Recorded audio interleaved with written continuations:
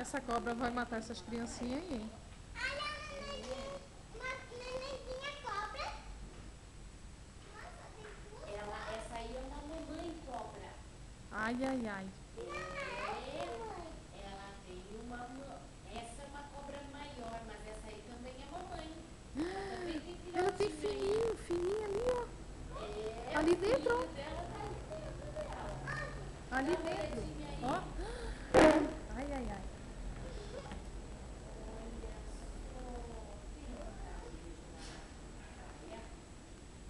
Que bicho é esse? Cobra nasce. A cobra bota ovo. Nossa.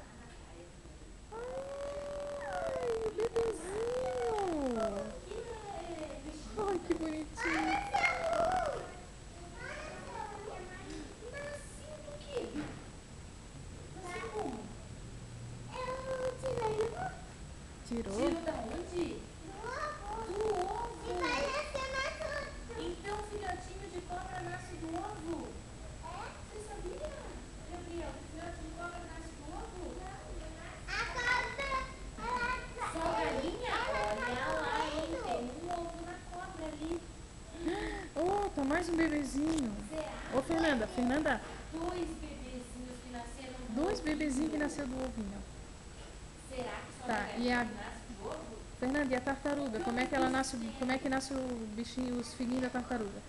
Deixa eu ver. Cobra? Oh, E que bicho que tá na mão da Fernanda. Fernanda?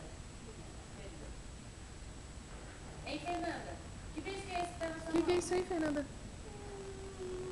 Uma tartaruga. A tartaruga põe ovo. Ai, nasceu o bebezinho da tartaruga. Nasce de